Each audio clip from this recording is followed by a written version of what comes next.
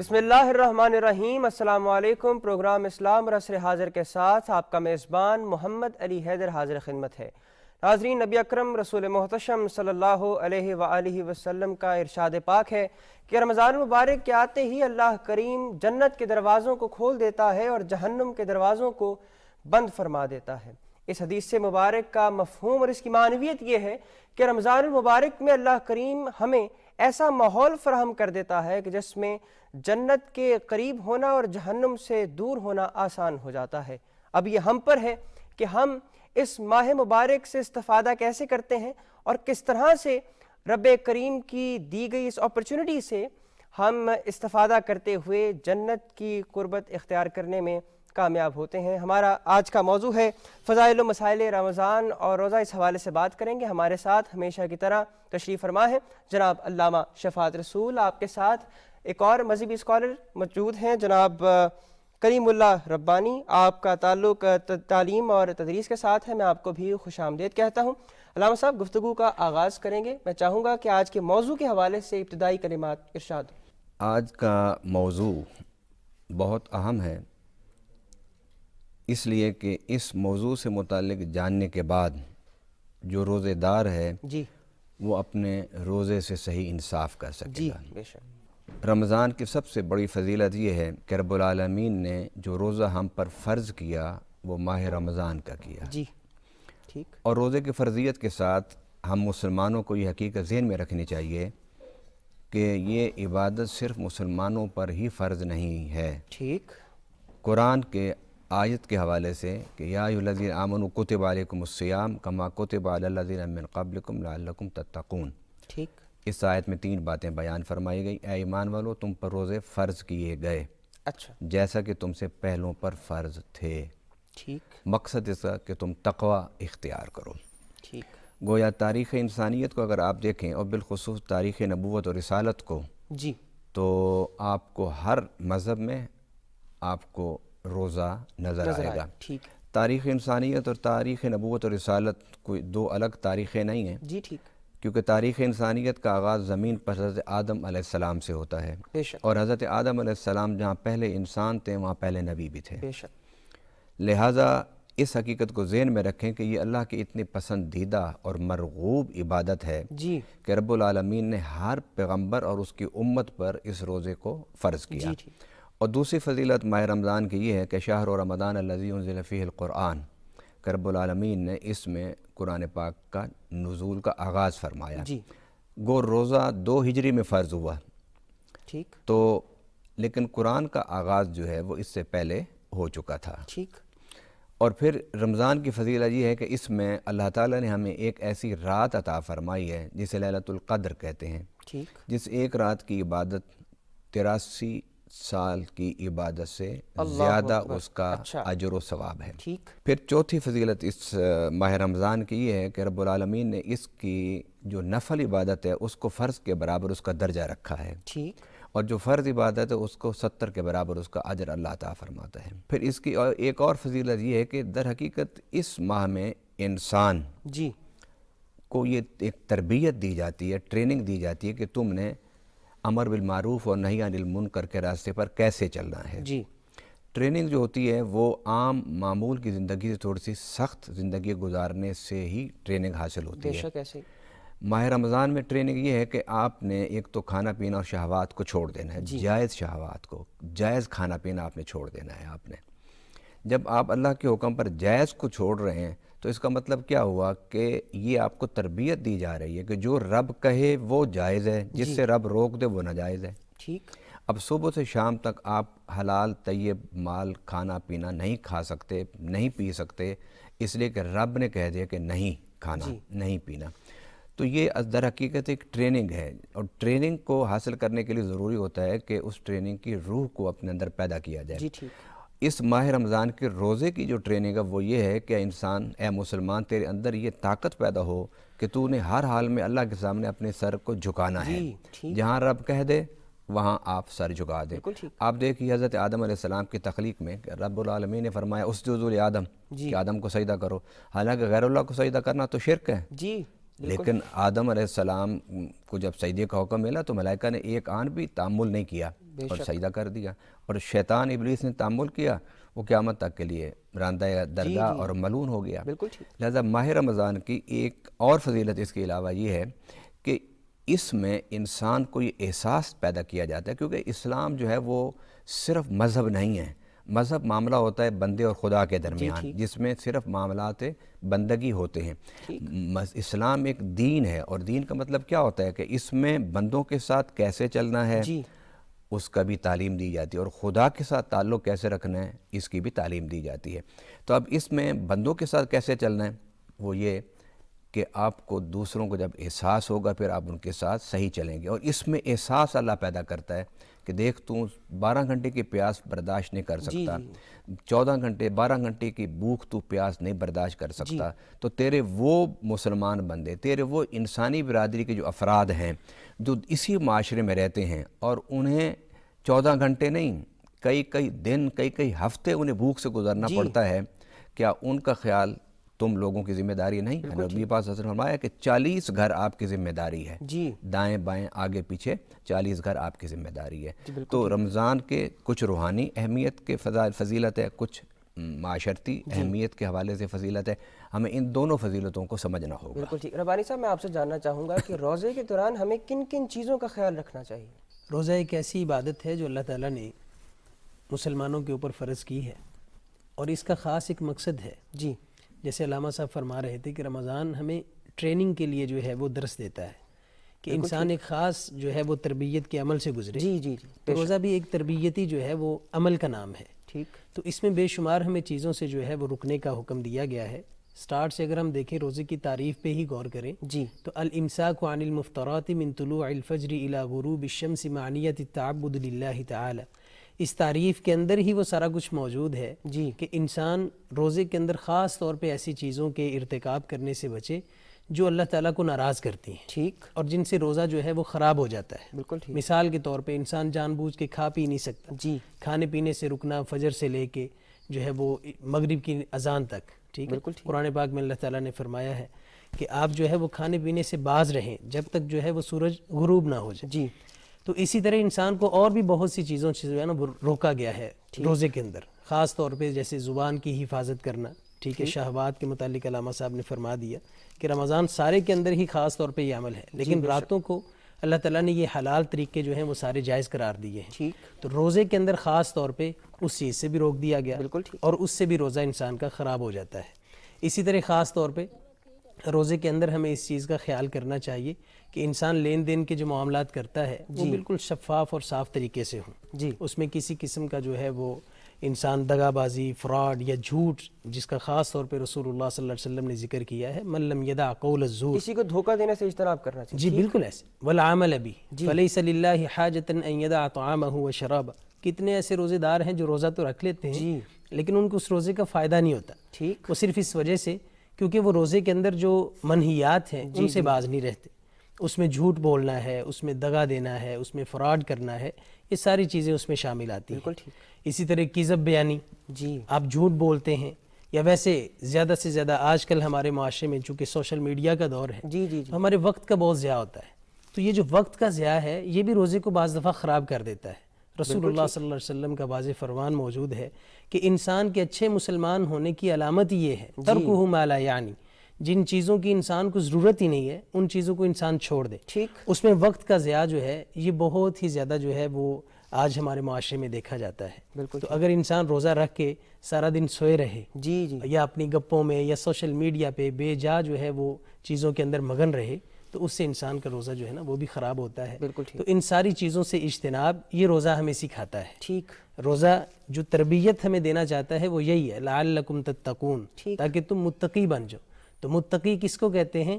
خلی الذنوب صغیرہا و کبیرہا ذاک التقی، کہ انسان چھوٹے اور بڑے گناہوں سے بچ جائے، یہی تقویٰ ہے۔ بالکل ٹھیک۔ اور یہی اللہ تعالیٰ کا اصل مقصد ہے کہ انسان جو ہے وہ اس پروسیس سے گزرے اور اس کے بعد وہ ایک اچھا انسان بن کے، اللہ تعالیٰ کا بندہ بن کے جو ہے وہ عبادت کے اوپر فوکس کر کے اپنی پوری زندگی جو ہے وہ گزارے۔ بالکل ٹھیک۔ علامہ صاحب، ربانی صاحب نے بات کی ہے وقت کے ضیاع کی، رمضان المبارک میں وقت کا بہترین استعمال کیا ہو سکتا ہے؟ وقت کا بہترین استعمال اگر آپ دیکھنا چاہتے ہیں تو سیرت رسول صلی اللہ علیہ وسلم سے، نبی صلی اللہ علیہ وسلم کی اسوہ حسنہ سے دیکھ لیجئے کہ حضور صلی اللہ علیہ وسلم جو معمولات اختیار فرماتے تھے ہم وہ معمولات اختیار کریں. جی اس سے بہتر کوئی ماڈل نہیں ہے. ٹھیک. بجائے اس کے کہ ہم کسی اور انسان کی طرف دیکھیں، اس کی بجائے ہم نبی پاک صلی اللہ علیہ وسلم کی سیرت کو دیکھ لیں. ٹھیک. نبی پاک صلی اللہ علیہ وسلم کی سیرت طیبہ میں یہ ہے کہ جب رمضان آتا تھا تو آپ روزہ تو فرض تھا وہ تو رکھتے ہی تھے، لیکن اس کے بعد جو سب سے زیادہ آپ عبادت فرماتے تھے وہ تلاوت کلام پاک تھی. اچھا ٹھیک. اب یہاں پر دو باتیں آپ ذہن میں رکھیں گے کہ جب نبی پاک صلی اللہ علیہ وسلم سے پوچھا گیا نا یسألونک عن الروح قل الروح من امر ربی، کہ روح کیا ہے، تو آپ نے فرمایا روح اللہ کا امر ہے. اچھا. پھر اس کے ساتھ ارشاد فرمایا وَكَذَلِكَ أَوْحَيْنَا إِلَيْكَ رُوحًا مِّنْ أَمْرِنَا، کہ ہم نے آپ کی طرف جو وحی کی ہے وہ روح ہے، جی وہ بھی اللہ کے امر سے ہے. اب یہاں پر علماء کرام فرماتے ہیں کہ رب العالمین نے انسان کی روح کی تقویت کے لیے قرآن کو بھی روح قرار دیا. اللہ اکبر. ٹھیک. اس لیے سب سے زیادہ یعنی رمضان شریف ایک ہم کہتے ہیں نا ٹریننگ ہے، جی تو ٹریننگ کے لیے ایک انوائرمنٹ ہوتا ہے. بالکل. ہم نے کئی ٹریننگوں میں وقت گزارا ہے تو اس میں ایک پورا انوائرمنٹ ہوتا ہے کہ آپ اپنے گھر کو چھوڑ دیتے ہیں، بچوں کو چھوڑ دیتے ہیں، بہن بھائیوں کو چھوڑ دیتے ہیں، معمول کی زندگی اور سارے خوشی غمیاں چھوڑ دیتے ہیں. اب ہمارے پاس نبی پاک صلی اللہ علیہ وسلم نے اس رمضان کی اس ٹریننگ اور ریاضت والے مہینے میں ایک ہمیں چارٹ عطا فرما دیا ہے کہ صبح سحری کرو، سحری کے بعد نماز پڑھو، نماز کے بعد پھر اللہ کا ذکر و فکر کرو، پھر قرآن پاک کی تلاوت کرو. ٹھیک. سب سے بہترین یہ ہے کہ آپ قرآن پاک کی تلاوت کریں. ٹھیک. اور وہ لوگ جو قرآن پڑھنا تو جانتے ہیں لیکن صحیح ادائیگی کے ساتھ نہیں پڑھتے، ان کو چاہیے کہ ماہ رمضان کے اس 30 دنوں میں قرآن پاک کو صحیح پڑھنا سیکھ لیں. پھر اس کے بعد آپ انوائرمنٹ دیکھیے حضور نے کیسے بنایا. پھر فرمایا افطاری کرو اور افطاری کراؤ. پھر اس کے بعد فرمایا کہ رات کو قیام کرو. ویسے قرآن پاک کی تلاوت آپ دن میں کریں، لیکن رسول اللہ صلی اللہ علیہ وسلم قیام اللیل جب فرماتے تھے تو اس میں قرآن پاک کی تلاوت سنا کرتے تھے. ایک بار صحابی کہتے ہیں حضور صلی اللہ علیہ وسلم کے پاس میں آیا تو فرمایا کہ عبداللہ تم مجھے قرآن کی تلاوت سناؤ. یا رسول اللہ میں آپ کو تلاوت سناؤں، آپ پر تو قرآن اترا ہے. فرمایا آج میرا دل کر رہا ہے کہ میں تم سے سنوں. فرماتے ہیں کہ میں حضور صلی اللہ علیہ وسلم میرے پیچھے کھڑے ہو گئے، میں آگے کھڑا ہو گیا اور آپ نے جب تلاوت میں نے شروع کی سورہ بقرہ میں نے پڑھ لی. فرمایا اور پڑھو. سورہ بقرہ ختم ہوئی تو میں نے پھر آگے سورۃ آل عمران شروع کر دی. میرے آقا نے اشارہ فرمایا اور مزید جاری رکھو. پھر اس کے بعد سورۃ النساء شروع کر دی. 5ویں پارے میں جب حضرت عبداللہ فرماتے جب میں پہنچا کہ فَكَيْفَ إِذَا جِئْنَا مِنْ كُلِّ أُمَّةٍ بِشَهِيدٍ وَجِئْنَا بِكَ عَلَىٰ هَٰؤُلَاءِ شَهِيدًا، کہ قیامت کے دن اللہ تعالیٰ گواہ مانگے گا اور سب گواہوں پر بڑی گواہی میرے آقا صلی اللہ علیہ وسلم کی ہوگی. تو اس پر حضور صلی اللہ علیہ وسلم کے آنسو اور گریہ اور آپ کا رونا اس قدر ہوا کہ آپ کی آواز بلند ہوئی رونے کی. تو سب سے بہترین طریقہ ماہ رمضان میں ہے کہ آپ رات کو یہ 8 اور 20 کے اختلاف سے باہر نکلی ہے. جی آپ جس قدر آپ کے پاس استطاعت اللہ نے دی ہے، اگر آپ 8 پڑھ سکتے ہیں 8 پڑھ لیں، 20 پڑھ سکتے ہیں 20 پڑھیں. میں کہتا ہوں 30 رکعت نوافل کے پڑھ سکتے ہیں وہ پڑھیں، 40 پڑھیں، کیونکہ حضور صلی اللہ علیہ وسلم نے کثرت سے ماہ رمضان کی راتوں کو قیام فرمایا اور قیام فرما کے رسول اللہ علیہ وسلم نے اس میں قرآن پاک سنا. اب اس کے بعد پھر رات کو جب آپ عشاء کے بعد رات کے وقت قیام اللیل کریں گے، قرآن کی تلاوت کریں گے، پھر سحری آ جائے گی.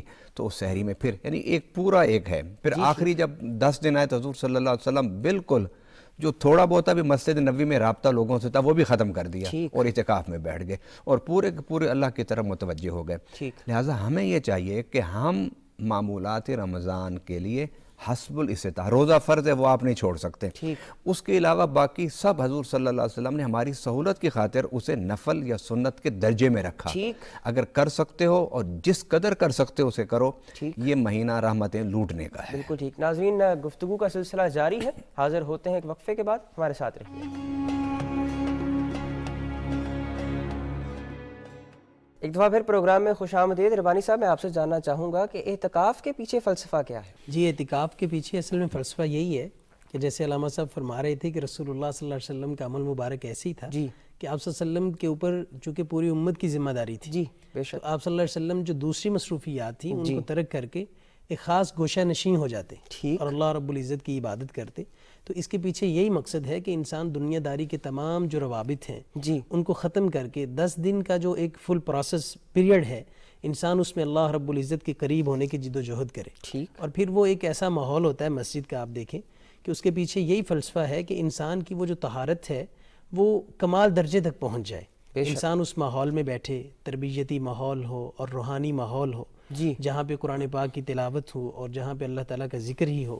اور پھر آپ کو پتہ ہے مسجد میں ویسے ہی بیٹھنا، جو انسان مسجد میں ویسے ہی آ جاتا ہے جی اس کے لیے تو اللہ تعالیٰ نے ویسے ہی خاص انتظامات کیے. بے شک. من غدا الی المسجد، جو بندہ مسجد کی طرف صبح کے ٹائم چل کے آتا ہے یا شام کو چل کے جی آتا جی ہے جی تو اللہ رب العزت اس کے لیے جنت کے دروازے کھولتے رہتے ہیں. اللہ. اور جو بندہ مسجد میں آ کے بیٹھ جائے اور اعتکاف کی نیت کر لے، جی سبحان اللہ، اسی لیے ہمارے بعض علماء یہی کہتے ہیں کہ جب بھی آپ مسجد میں آئیں تو اعتکاف کی نیت لے کے آئیں، اچھا. اس کا بہت زیادہ اجر ہے.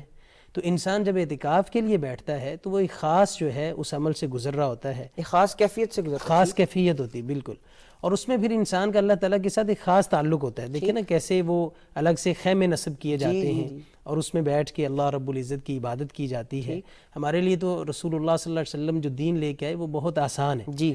ورنہ عیسائیوں کے ہاں تو ہوتا ہی ایسے تھا کہ انہوں نے رہبانیت کو گھڑ لیا تھا. اللہ نے فرض نہیں کیا، لیکن قرآن پاک میں اللہ تعالیٰ فرماتے ہیں وَرَهْبَانِيَّةَ ابْتَدَعُوهَا مَا كَتَبْنَاهَا عَلَيْهِمْ. تو وہ اس سے قرب جو ہے وہ اللہ تعالیٰ کا تلاش کرتے، پہاڑوں کو چلے جاتے، جنگلوں میں چلے جاتے اور وہاں پہ گوشہ نشین ہو کے کتنے کتنے دن تک عبادت کرتے رہتے. خود رسول اللہ صلی اللہ علیہ وسلم کی آپ دیکھیں زندگی مبارک سے ہمیں یہ ملتا ہے کہ آپ نبوت سے پہلے جب آپ صلی اللہ علیہ وسلم گوشہ نشین ہوئے غار حرا میں، جی تو رسول اللہ صلی اللہ علیہ وسلم کی یہی معمولات تھے. صبح چلے جاتے، شام کو، یا بعض دفعہ 7 دن تک وہاں پہ قیام کرتے. بعض علماء نے اس سے بھی زیادہ لکھا ہے. اور اماں جی خدیجہ رضی اللہ تعالیٰ عنہ پیچھے جو ہے وہ سارا راشن وغیرہ اس کا انتظام کرتی تھی. تو یہ خاص کیفیت کو حاصل کرنے کے لیے ضروری ہے کہ انسان ساری دنیا کی مصروفیات چھوڑ کے مسجد میں گوشہ نشین ہو. بالکل ٹھیک. علامہ صاحب اعتکاف کے دوران مسنون اعمال کون سے ہیں؟ اعتکاف میں مسنون عمل جو ہے جی اس میں نماز تو فرض ہے، وہ تو اس نے پڑھنی ہے. ٹھیک. اس کے ساتھ ساتھ روزہ بھی اس نے رکھنا ہے. نبی پاک صلی اللہ علیہ وسلم ماہ رمضان میں اعتکاف کے دوران کثرت سے قرآن کی تلاوت فرماتے تھے. اور اس میں ایک بات آپ یہ دیکھیں کہ رمضان میں رات کو آپ کے لیے کھانا بھی حلال ہے، پینا بھی، اور اپنے مطلب ہے کہ جائز طریقے سے جو خواہشات ہیں اس کو بھی آپ پورا کر سکتے ہیں. لیکن اعتکاف میں اس سے بھی زیادہ پابندی آ جاتی ہے. اچھا. کہ وہ رات کو آپ کھا پی تو سکتے ہیں لیکن آپ اپنے گھر میں نہیں جا سکتے، اپنے گھر والوں کے ساتھ بیٹھ نہیں سکتے ہیں رمضان اعتکاف میں. آپ ماہ رمضان میں باقی دنوں میں جب اعتکاف میں نہیں ہوتے تو آپ اپنے کاروبار زندگی کو چلا سکتے ہیں. اچھا. کاروبار کر سکتے ہیں، نوکری پر جا سکتے ہیں، خوشی غمی پر جا سکتے ہیں. لیکن جب آپ اعتکاف میں جاتے ہیں تو پھر آپ اپنا کاروبار اور یہ معاملات بھی آپ کو موقوف کرنے پڑتے ہیں. اب یہاں پر جو عمل نبی پاک صلی اللہ علیہ وسلم کثرت سے فرماتے تھے، اس میں ایک بخاری شریف کی حدیث ہے کہ حضور صلی اللہ علیہ وسلم ماہ رمضان میں سیدنا جبرائیل امین علیہ السلام سے قرآن پاک کا دور بھی فرماتے تھے. اچھا. ایک بار. اچھا، اس میں ایک عجیب، اس کو ہم حسن اتفاق کہتے ہیں یا یوں کہہ سکتے ہیں کہ اللہ تعالیٰ نے اپنے پیارے حبیب صلی اللہ علیہ وسلم کو خبر دی کہ جو آپ کے حیات مبارکہ کا آخری سال تھا اس میں نبی صلی اللہ علیہ وسلم نے 10 دن اعتکاف نہیں کیا بلکہ آپ نے 20 دن اعتکاف کیا. اچھا. ایک دفعہ قرآن پاک کا دور نہیں کیا بلکہ آپ نے 2 بار قرآن پاک کا دور فرمایا. اب اس رمضان کی فضیلت، ہم مسائل پر بھی بات کرتے ہیں، فضیلت پر ایک سب سے بڑی حدیث جو میں سنانا چاہتا ہوں. اور یہ فضیلت اس لیے ہوتی ہے، فضیلت کا معنی ہوتا ہے تعریف کرنا. آپ کسی بچے کو بازار میں لے جاتے ہیں نا، وہ ایک گھٹیا چیز پر ہاتھ رکھتا ہے اور آپ کو پتہ ہے کہ یہ تو دیر پا نہیں ہے، آپ اس کو سمجھاتے ہیں بیٹا یہ جو چیز ہے اس میں یہ خوبی ہے، یہ خوبی ہے، یہ خوبی ہے، تاکہ اس کا دلی میلان ہو. یہ فضیلت کا باب اس لیے کہ ہمارا دل اور دماغ مائل ہو زیادہ سے زیادہ. ایک تو اللہ کا حکم ہے نا، حکم تو آپ نے پورا کرنا ہی کرنا ہے. وہ تو بندہ مومن کہتا ہے سمعنا و اطعنا، بس سنا اور یا رسول اللہ، اللہ کہتا ہے تیرے یہ جو صحابہ ہیں یہ سنتے ہیں اور سر اطاعت جھکا دیتے ہیں. لیکن اس کے لیے دل کو اندر سے تیار کرنے کے لیے فضائل کے باب ہوتے ہیں. اب فضائل میں دیکھ لیجئے، ایک سب سے بڑی حدیث ہے، حضور صلی اللہ علیہ وسلم نے فرمایا، اللہ کہتا ہے الصوم لی وانا اجزی بھی، روزہ میرے لیے اور میں اس کی جزا خود دوں گا. اللہ. ٹھیک. اچھا، دوسرا اب اس پر سوال پیدا ہوا کہ اللہ ہر ایک عمل کی جزا دے گا تو روزے کے بارے میں کیوں فرمایا؟ تو شارحین حدیث نے لکھا ہے کہ باقی جتنے عبادت گزار ہوں گے ان کے اعمال کا اجر دینے کے لیے اللہ فرشتوں کو کہہ دیں گے کہ ان کو نماز کا، حج کا، جہاد کا اجر تم دے دو، لیکن روزے داروں کو اللہ ملائکہ کے سپرد نہیں کرے گا. اچھا. اللہ خود ان کو اجر دے گا. پھر دوسری روایت میں ہے کہ الصوم لی وانا اجازی بھی، تو جب اللہ خود دے گا تو کیا دے گا؟ فرشتے تو دیں گے نا، جی جی جنت دیں گے، تو فرمایا فرشتے عمل کے مطابق اجر ان کو دیں گے، لیکن انا اجازی بھی، اجازی کا مطلب ہوتا ہے اجزی بھی خیرن جزان کثیرہ، اچھا فرشتے تو ایک لیمٹ میں دیں گے نا جو رب کہے گا، لیکن رب ان کو سارے حدود توڑ کے ان کو اجر دے گا۔ اللہ اکبر۔ اچھا اب دے گا کیا اللہ تعالیٰ؟ فرشتے بھی جنت دیں گے، اللہ بھی جنت دے، تو اس میں کیا فائدہ؟ جی وہ فرشتے بھی دے سکتے تھے، تو فرمایا الصوم لی وانا اجزا بھی، کہ روزہ میرے لیے اس کی جزا جنت نہیں ہوگا، اس کی جزا میں خود رب ہوں گا۔ اللہ اکبر۔ اس لیے فرماتے ہیں کہ باقی سارے عبادت گزار جب جنت میں ان کو جزائیں دی جائیں گی تو وہ جنت کی طرف جا رہے ہوں گے، اور جو روزے دار ہوگا رب ان کی طرف آ رہا ہوگا، اللہ اکبر۔ یعنی وہ رب ان کے روزے کی جزا ہے۔ ٹھیک۔ تو میں بندگان خدا سے جو سن رہے ہیں ہمارا پروگرام، ان سے میں یہ درخواست کرنا چاہتا ہوں اس مہینے کو ضائع نہ کریں۔ یہ وہ مہینہ ہے کہ اس کی عبادت یعنی روزے کی جزا رب کی نعمتیں نہیں ہیں بلکہ خود خالق نعمت ہے۔ بالکل ٹھیک۔ اب اعتکاف کے بارے میں آپ نے بات کی، مسنون اعتکاف جی جس پر حضور صلی اللہ علیہ وسلم کا پوری حیات طیبہ میں آپ کا عمل رہا، وہ 10 دن کا اعتکاف ہے۔ اچھا۔ اور جس نے 10 دن کا اعتکاف کرنا ہے وہ 20واں روزہ مسجد میں جا کے افطار کرے، ٹھیک۔ کیونکہ نماز مغرب سے پہلے جی انہیں اعتکاف کی نیت کرنی ہوگی۔ ٹھیک۔ مگر حضور صلی اللہ علیہ وسلم نے ایک بار 20 دن کا بھی اعتکاف فرمایا، لہٰذا یہ بھی اعتکاف مسنون میں آتا ہے، اور اگر کوئی پہلے روزے سے اعتکاف کرنا چاہے تو وہ اعتکاف کر سکتا تھا۔ اچھا۔ اب آئیے، اب جو 20 کو نہیں بیٹھ سکتے جی وہ 20 کے بعد بھی بیٹھ سکتے ہیں اعتکاف میں۔ اچھا وہ کیسے؟ کچھ لوگ جو ہیں وہ آخری 3 دن اعتکاف کر لیتے ہیں، ٹھیک۔ کچھ آخری 7 دن اعتکاف کر لیتے اچھا۔ ہیں، کچھ آخری 11 جو آخری عشرہ ہوتا ہے اس کا اعتکاف کر لیتے ہیں، لیکن بہتر یہ کہ آخری عشرے میں اعتکاف کیا جائے، کیونکہ اس میں لیلۃ القدر کو تلاش کرنے کا حکم بھی ہے۔ جی جی جی۔ اب آئیے روزے کے معاملے میں، ایک تو روحانی جو معاملات تھے وہ ربانی صاحب نے آپ کے سامنے رکھ دیے کہ فضول بات نہیں کرنی ہے، فضول بولنا نہیں ہے، کسی کو جواب نہیں دینا، اس سے آپ کی روحانیت متاثر ہوگی۔ لیکن کچھ چیزیں جو ہیں وہ ظاہری طور پر ان کا خیال رکھنا بہت ضروری ہے۔ مثلا آپ جب کلی کریں تو کلی کرتے ہوئے احتیاط کریں۔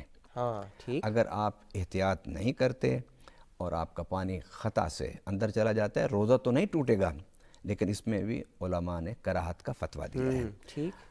دوسری بات یہ ہے کہ اگر کوئی شخص روزے کی حالت میں آپ کے سامنے بھول کے کھا پی رہا ہو تو اس کو آپ باخبر کریں۔ اچھا ٹھیک۔ لیکن اس کے ساتھ اس مسئلے کو بھی ذہن میں رکھیں کہ اس کا روزہ نہیں ٹوٹے گا۔ بالکل ٹھیک۔ حضور صلی اللہ علیہ وسلم کے سامنے ایک جوان آدمی بھول کے کھانے لگا تو حضور صلی اللہ علیہ وسلم نے اسے فوراً روک دیا۔ اگلے دن ایک بوڑھا آدمی جو عمر رسیدہ تھا وہ کھانے لگا تو حضور صلی اللہ علیہ وسلم کے سامنے صحابہ اس کو روکنے لگے تو حضور نے صحابہ کو روک دیا اچھا کہ اس کو روزانہ یاد کراؤ۔ جب وہ اس نے کھا لیا پی لیا تو اس کے بعد نبی پاک صلی اللہ علیہ وسلم نے اسے فرمایا کہ بھئی روزے کی حالت میں تھے تم بھول کے کھا رہے تھے، ہم نے تمہیں نہیں روکا، بس آئندہ خیال کرو۔ ٹھیک۔ تو صحابہ نے کہا کہ اس کو آپ نے روک دیا تھا، اس کو نہیں روکا۔ فرمایا اس کو اس لیے روکا کہ یہ کمزور تھا، تو میں نے کہا اللہ اس کو کھلا رہا ہے پلا رہا ہے تو یہ کھا لے تاکہ اس کو باقی روزہ رکھنے میں استطاعت ہو۔ اسلام دین رحمت ہے۔ اچھا اس کے بعد جو شخص سفر پر ہے جی جی جی یا مریض ہے، ایک مرض ہوتا ہے عارضی، جس طرح بخار چڑھ گیا، نزلہ ہو گیا، چیسٹ انفیکشن ہو گیا، جس میں انسان نہیں رکھ سکتا روزہ، جی اس روزے کی تو اسے قضا کرنی ہوگی۔ اچھا اور اگر کوئی شوگر کا، بلڈ پریشر کا، ان چیزوں کا مریض ہے جس کو ڈاکٹر لکھ کے دے رہا ہے کہ اگر آپ روزہ رکھیں گے تو آپ کی موت کا اور آپ کی بیماری بڑھنے کا خطرہ ہے، تو ایسا شخص روزہ نہ رکھے۔ ٹھیک۔ اس شخص پر روزے کی قضا بھی نہیں ہے، اس پر ضروری ہے کہ یہ روزے کا فدیہ ادا کرے۔ اور اگر کوئی شخص بغیر کسی عذر کے روزہ چھوڑ دیتا ہے، جی جی جی بغیر کسی عذر کے روزہ چھوڑ دیتا ہے، تو اس پر علماء کرام کی رائے یہ ہے کہ اس پر روزے کی قضا بھی نہیں ہے، یہ اس نے گناہ کبیرہ کا ارتکاب کیا ہے۔ اور یہ اس لیے فتویٰ ہے کہ آپ نے چھوڑ دیا اپنی مرضی سے، حالانکہ عذر بھی نہیں ہے، نہ سفر کا عذر ہے جو قرآن پاک میں حدیث پاک میں ہے، نہ سفر کا عذر ہے، نہ بیماری کا عذر ہے، کیوں چھوڑا آپ نے روزہ؟ اب اس کی قضا نہیں ہے۔ لہذا جو لوگ قضا کی نیت سے ان 2 حالتوں کے علاوہ بھی روزہ چھوڑ دیتے ہیں، ان کو یہ حقیقت ذہن میں رکھنی چاہیے کہ جس چیز کی قضا نہیں ہے پھر اس کا حساب اللہ کے پاس دینا ہوگا. ٹھیک ٹھیک. اور میرے آقا صلی اللہ علیہ وسلم نے فرمایا کہ اگر تم ماہ رمضان کا روزہ عذر سے چھوڑتے ہو تب بھی تم اس کی قضا تو کر لو گے، لیکن اگر تم ساری زندگی بھی روزے رکھو تو اس ایک روزے کے ثواب کو بھی تم نہیں پہنچ سکتے. اچھا اچھا اچھا. ربانی صاحب میں آپ سے جاننا چاہوں گا کہ سحری اور افطاری کی افادیت کیا ہے، اس پر کچھ روشنی ڈالیے. رسول اللہ صلی اللہ علیہ وسلم کے ہر فرمان میں بہت زیادہ حکمتیں پوشیدہ ہیں. بے شک. تو آپ صلی اللہ علیہ وسلم نے سحری کے کھانے میں خاص طور پہ یہ فرمایا ہے کہ تمہیں اس کو کھانا چاہیے. ٹھیک. اس میں اللہ تعالیٰ نے بڑی برکت رکھی ہے. ویسے تو عام کھانے انسان بڑے کھاتا ہے لیکن اللہ تعالیٰ کو اس سے کوئی سروکار نہیں ہے. ٹھیک. اللہ تعالیٰ ان تمام حاجات سے پاک ہے اور نہ ہی ان چیزوں کو اللہ تعالیٰ ہمارے ہاں جو ہے وہ ڈسکس کرتے ہیں. صرف اتنا کہتے ہیں کہ تم حلال کھاؤ، پاکیزہ کھاؤ. لیکن یہ جو کھانا ہے اس میں خاص طور پہ اللہ تعالیٰ ایک حساب سے اپنی رحمت کا فوکس کر دیتے ہیں. جی ٹھیک. رسول اللہ صلی اللہ علیہ وسلم نے فرمایا تسحروا فإن فی السحور برکہ، تم سحری کا کھانا کھایا کرو یا سحری کیا کرو کیونکہ سحری کے کھانے میں اللہ نے برکت رکھی ہے. ایک ایک لقمے میں اللہ تعالیٰ جو ہے وہ رحمتیں اور برکتیں اس گھر میں جو ہے وہ عطا کر رہے ہوتے ہیں. تو اگر کسی کی طبیعت جو ہے وہ ساتھ نہیں بھی دے رہی، نہیں اس کا دل کر رہا، تو ایک پانی کا ولو بجرعۃ ماء کے الفاظ بھی ہیں حدیث میں کہ آپ پانی کا ایک گھونٹ ہی پی لیں کہ اس برکت کو حاصل کریں جو اللہ تعالیٰ نے سحری کے کھانے میں رکھی ہے. اور سب سے بہترین جو سحری ہے وہ رسول اللہ صلی اللہ علیہ وسلم کے فرمان کے مطابق وہ کھجور ہے کہ ہمیں اپنے کھانوں میں اور سحری کے خاص طور پہ کھانے میں کھجور کو بھی شامل رکھنا چاہیے.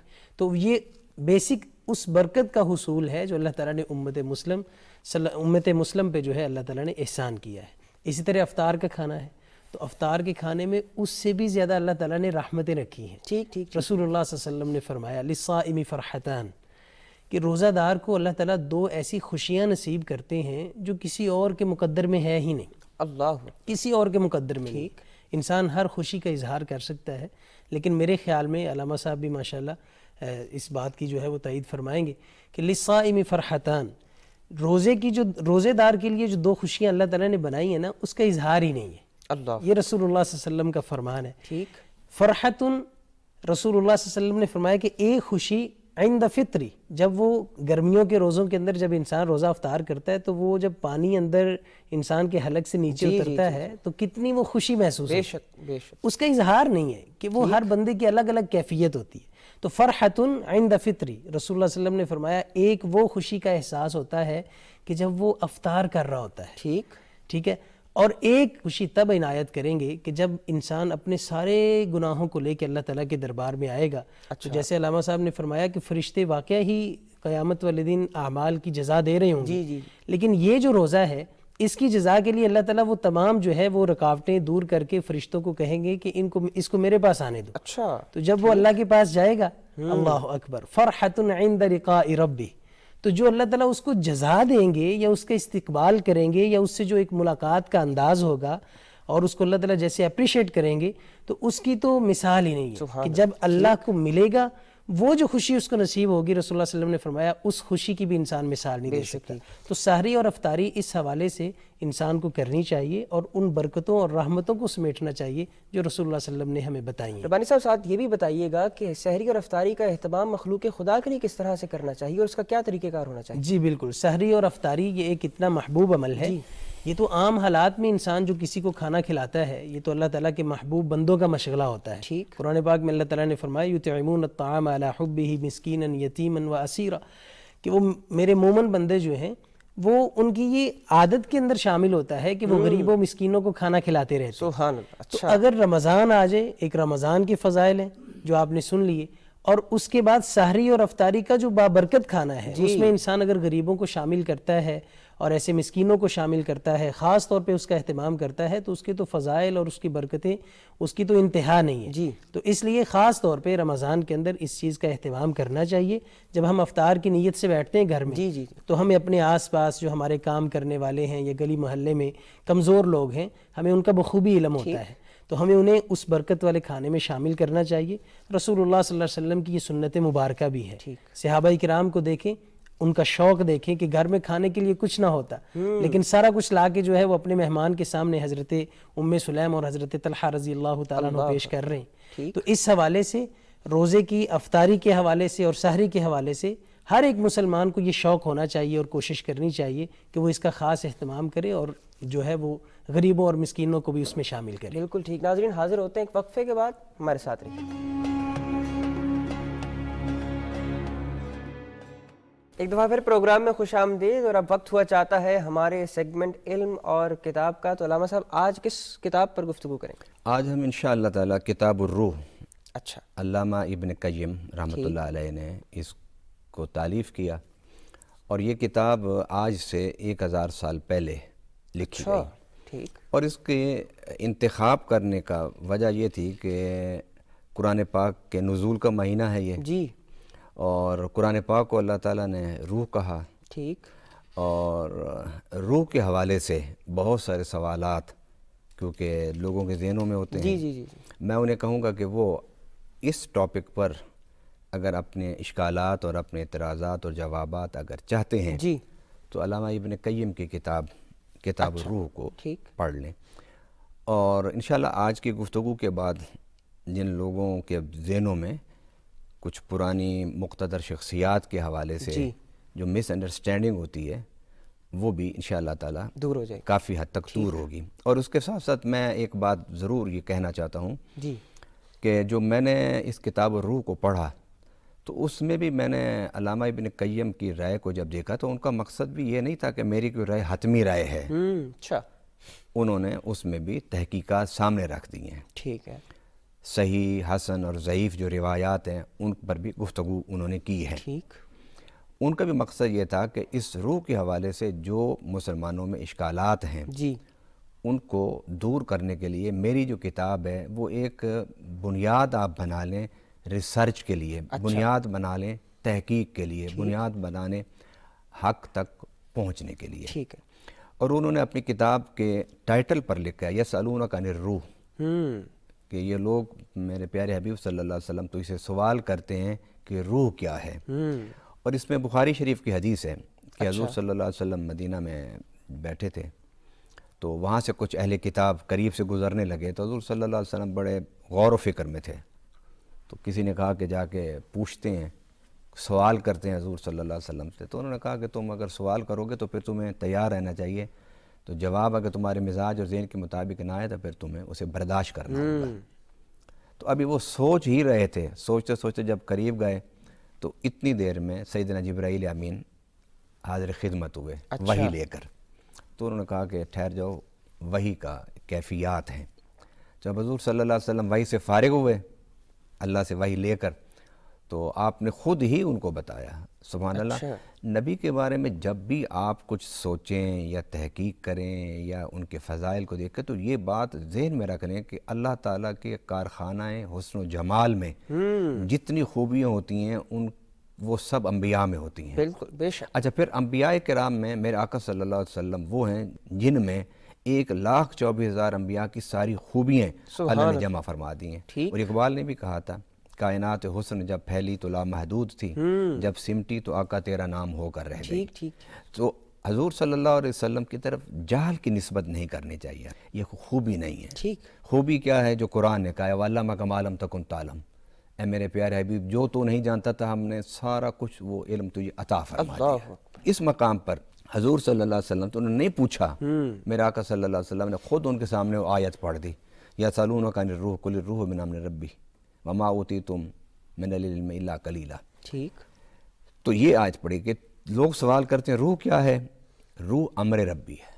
یہ آیت انہوں نے اپنی کتاب الروح کے عنوان پر لکھی. یہ دمشقی عالم تھے، دمشق میں پیدا ہوئے، وہاں پر رہے. علامہ ابن شیخ الاسلام علامہ ابن تیمیہ کے یہ شاگرد خاص تھے، اور انہوں نے بہت سارے معاملات میں اپنے پہلے کے جو محققین تھے ان سے اختلاف بھی کیا ہے. اور یہ اختلاف کر کے انہوں نے بتایا ہے کہ اگر ابن قیم کو اپنے پہلے علماء سے اختلاف کا حق ہے جی تو ان کے بعد آنے والے علماء کو ان سے بھی اختلاف کا ٹھیک حق اسی طرح حاصل ہے. اب یہاں پر میں جن چیزوں کو واضح کرنا چاہتا ہوں وہ یہ کہ روح کیا ہے. اب اس پر انہوں نے بڑی گفتگو کی ہے. ہمارے ہاں نفس اور روح کو نہیں سمجھا پاتے ہیں کہ نفس کیا ہے، روح کیا ہے. ویسے قرآن میں اگر آپ دیکھیں تو قرآن پاک میں رب العالمین نے فرمایا ہے کہ میں نے انسان کو مٹی سے پیدا کیا. جب تک وہ مٹی سے پیدا شدہ انسان موجود، اس کا وجود تھا تو وہ متحرک نہیں تھا. تو جب قرآن کہتا ہے فَإِذَا سَوَّيْتُ وَنَفَخْتُ فِيهِ مِن رُوحِي فَقَعُوا لَهُ سَاجِدِينَ، جب میں نے اس میں اپنا روح پھونکا تو پھر ملائکہ نے ان کو سجدہ کیا. اب وجہ فضیلت جو چیز انسان کے اندر ہے وہ روح ہے، ٹھیک، کہ جس کے انسان کے اندر آتے ہی ملائکہ نے ان کو سجدہ کیا. پھر اس کے بعد ایک روح آئی انسان میں، اور جب موت کی بات آتی ہے تو وہاں تو روح کی بات ہی نہیں ہے، وہاں کل نفس ذائقۃ الموت کی بات ہے، ٹھیک، کہ نفس نے موت کا ذائقہ چکھنا ہے. اب ایک جسم ہو گیا، ایک انسان کے اندر روح ہو گئی، جی، اور پھر اس کے ساتھ قرآن پاک میں رب العالمین نے فرمایا واللہ اخرجکم من بطون امہاتکم لا تعلمون شیئا وجعل لکم السمع والابصار والافئدہ. کیا انسان جب تجھے اللہ نے تخلیق کیا، تجھے ماں کے پیٹ سے باہر نکالا تو تو کچھ نہیں جانتا تھا، پھر اللہ نے تجھے کان دیے، پھر اللہ نے تجھے آنکھیں دی، پھر اللہ نے تجھے دل دیا. یہ افئدہ اس کا بھی ذکر ہے. کچھ علماء نے جو قلب اور افئدہ اس کو مترادف لکھا ہے، اور کچھ علماء نے عقل، قلب اور افئدہ اس کو مترادف لکھا ہے. لیکن کچھ نے کہا ہے کہ آپ قلب اور عقل کو تو عقل اور افئدہ کو تو آپ کہہ سکتے ہیں مترادف، لیکن قلب ایک الگ چیز ہے انسان کے اندر، جو سوچنے کی صلاحیت جس کے اندر ہوتی ہے، اور سوچنے کے بعد جو چیز خزانہ بنتا ہے، جمع ہوتا ہے، جو اگلے اس کے عقل کے بعد جو سٹیج ہوتی ہے اس کو قلب کہہ لیں یا اس کو دل کہہ لیں یا اس کو افئدہ کہہ لیں. اب اس مقام پر ہم پہنچ گئے کہ اب انسان کی جو یہ ہے، روح ہے، جسم ہے، عقل ہے، دل ہے، اس کا مجموعہ جو ہے نا اس کو نفس کہتے ہیں. اچھا، اس کو نفس کہتے ہیں. اور بعض علماء نے یہ لکھا ہے کہ جسم اور روح کا جب ملاپ ہوتا ہے تو اس کو نفس کہتے ہیں، اور جب روح اور جسم کا فراق ہوتا ہے تو اس کو موت کہتے ہیں. علامہ ابن قیم رحمۃ اللہ علیہ نے اس پر گفتگو کرنے کے بعد وہ سارے سوالات کہ جو مرنے کے بعد جب میت قبر میں جاتی ہے اور قبر میں رہتی ہے اس کا جسم، اس پر گفتگو کی.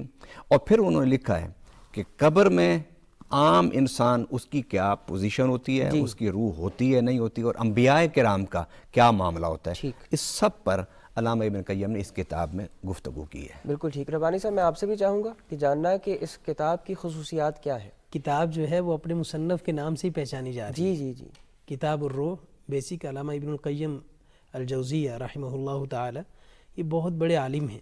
ٹھیک. شیخ الاسلام ابن تیمیہ رحمۃ اللہ علیہ کے شاگرد خاص میں سے ان کا جو ہے وہ نام ہے.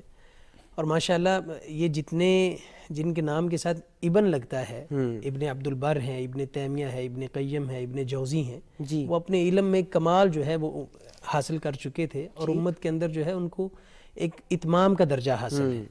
تو علامہ ابن قیم کا نام ہی اس کتاب کے لیے کافی ہے. یہ بیسک جو ہے علامہ ابن القیم رحمہ اللہ تعالیٰ سے روح کے متعلق جتنے سوالات ہوئے تو وہ سارے سوالات جو ہے وہ لکھتے گئے تو بعد میں پھر اس کی ایک کتابی شکل جو ہے وہ بن گئی. ٹھیک ہے. تو اس کو پھر کتاب الروح کا نام دیا گیا. بعد میں پھر 100 سال بعد جا کے اس کے اوپر علامہ بکائی نے ایک مقدمہ بھی شامل کیا، اور جو ہے وہ پھر مقدمہ اس کو شامل کر کے اس کا نام انہوں نے چینج کرنے کی کوشش کی، لیکن وہ نام وہی چلا جو علامہ ابن القیم رحمۃ اللہ علیہ نے جو ہے وہ ان کے دور میں چل گیا تھا. تو اس کے اندر وہ سارے معاملات اور وہ سارے کویسچنز جو انسان کے ذہن میں روح کے حوالے سے آتے رہتے ہیں، مسلسل آتے ہیں. مثال کے طور پہ روح کیا ہے، جسم اور روح کا آپس میں تعلق کیا ہے، کیا روحیں آپس میں ملاقات کرتی ہیں، اور روح جو ہے ایک ہماری زندہ انسان کے اندر ہے اور ایک مردہ انسان کی روح ہے، ان کا آپس میں کیا ریلیشن ہوتا ہے، اور ایک زندہ انسان کی روح جو ہے وہ کیسے کیسے معاملات سے گزرتی ہے، اور جو مردہ انسان کی روح ہے وہ کہاں ہے اور کیا کر رہی ہے. تو یہ سارے معاملات جو ہیں وہ علامہ ابن قیم رحمۃ اللہ علیہ نے اس کتاب میں درج کیے ہیں. یقین جانے جب اس کتاب کو پڑھتے ہیں تو انسان کی عقل جو ہے وہ کھلتی چلی جاتی ہے. 21 باب ہیں، اور ان 21 ابواب میں وہی چیزیں ڈسکس کی ہوئی ہیں انہوں نے جو آج جدید معاشرے کے اندر ایک انسان سوچتا ہے. اور بار بار ہمارے جو ہے وہ ذہنوں کے اوپر وہ سوالات آتے رہتے ہیں، تو اس کا بالکل تشفی کے ساتھ جو ہے وہ انہوں نے جواب دیا ہے. یہ انشاءاللہ ناظرین کے ہاں جو ہے یہ بڑی مفید رہے گی کہ جو آج ماشاءاللہ آپ نے اس کتاب کو سلیکٹ کیا. علامہ صاحب، اس کتاب سے مزید کیا سیکھنے کو ملتا ہے؟ چونکہ وقت بہت کم رہ گیا، میں چاہوں گا اختتامی کلمات بھی ساتھ ہی آپ ارشاد فرمائیں. مثلا آج کل ہمارے ہاں ایک علمی مباحثے ہوتے ہیں کہ مرنے کے بعد یعنی روح جب جسم سے جدا ہو جاتی ہے تو پھر جسم قبر میں چلا جاتا ٹھیک ہے۔ ہے۔ آیا پھر جسم اور روح کا رابطہ آپس میں ہوتا ہے یا نہیں ہوتا؟ ایک تو یہ انہوں نے واضح کیا کہ جسم اور روح کا رابطہ نہیں ختم ہوتا، اچھا، روح اعلیٰ علیین میں چلی جاتی ہے یا اسفل السافل چلی جاتی ہے، اور جسم جو ہوتا ہے وہ اس میں قبر میں رہتا رہتا ہے۔ اچھا، اب اس میں ایک بات خود علامہ ابن قیم نے لکھی ہے کہ جب حضور صلی اللہ علیہ وسلم نے کفار بدر میں جو قتل ہوئے تھے ان کو گڑھا کھود کو اس میں پھینکا، اس میں ڈالا اور اوپر سے مٹی ڈال دی، تو اس کے بعد آپ نے ان سے خطاب فرمایا۔ اچھا، فرمایا اب بتاؤ جو میں تم سے بات کرتا تھا وہ حق تھی یا نہیں تھی؟ کیا تم نے جو میری باتیں تھیں، میری تعلیم تھی، وہ سب کچھ تم نے اب تو تم دیکھ رہے ہو نا کہ میں حق کہتا تھا۔ تو حضرت عمر فاروق رضی اللہ تعالیٰ عنہ ساتھ کھڑے تھے، آپ نے کہا رسول اللہ وہ سن رہے ہیں؟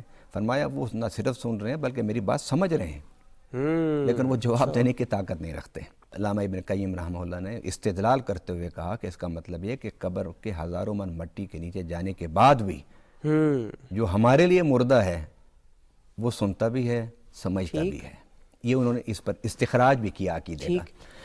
میں صرف ان کی کتاب تک بیان کروں گا، اس پر کوئی تبصرہ تجزیہ نہیں کروں گا میں۔ اس کے بعد پھر انہوں نے فرمایا کہ جب یہ مسلمان بھی نہیں ہیں یہ، تو پھر انہوں نے اس حدیث کو بھی درج کیا کہ حضور صلی اللہ علیہ وسلم تشریف لے جا رہے تھے، سواری پر بیٹھے ہوئے تھے، تو آپ کی سواری بدکی، تو 7 صحابی نے پوچھا یا رسول اللہ یہ کیا؟ فرمایا کہ یہ نیچے 2 بھائی تھے، تو ایک غیبت کرتا تھا اور ایک پیشاب کے قطروں سے نہیں بچتا تھا، ان کو عذاب ہو رہا تھا، تو حضور نے درخت کی شاخیں 2 توڑی اور ان کو تقسیم کر کے ایک اس کی قبر پر ایک اس کی قبر پر لگا دیا۔ فرمایا جب تک یہ سرسبز شاداب رہیں گی، یہ تسبیح کرتی رہیں گی اور ان کے عذاب میں تخفیف ہوگی۔ اللہ، اب اس پر وہ فرماتے، پھر اس کے بعد انبیاء کی بات ہے، انہوں نے فرمایا کہ انبیاء کرام کا یہ خاصہ ہے کہ ان کی روح اور جسم کا رابطہ رہتا ہے، مگر عام انسان کا جسم قبر میں مٹی میں گل جاتا ہے، مگر انبیاء کرام کے جو جسم ہیں وہ قبر میں محفوظ ہوتے ہیں۔ اس لیے انہوں نے کہا کہ نبی پاک صلی اللہ علیہ وسلم نے فرمایا کہ جمعے کے دن مجھ پر کثرت سے درود شریف پڑھا کرو، اور یہ فرمایا۔ اور پھر اس کے ساتھ علامہ ابن قیم نے لکھا ہے اپنی اس کتاب میں کہ مرنے کے بعد، مردہ کے دفنانے کے بعد اس کو تلقین کی جائے کہ تم مسلمان ہو، تم لا الہ الا اللہ پڑھا کرتے تھے، تم نماز پڑھتے تھے، تم روزہ رکھتے تھے، تم حج کرتے تھے، یہ اس طرح تلقین کرو اس کو، یا پھر سورہ بقرہ کی جو آخری آیات ہیں وہ اس کے سرانے کھڑے ہو کے پڑھو۔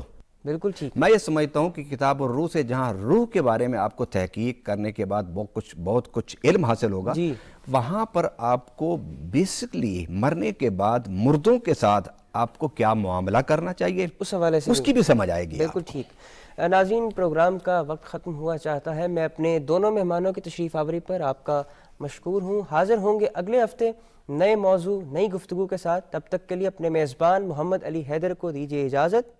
اللہ حافظ۔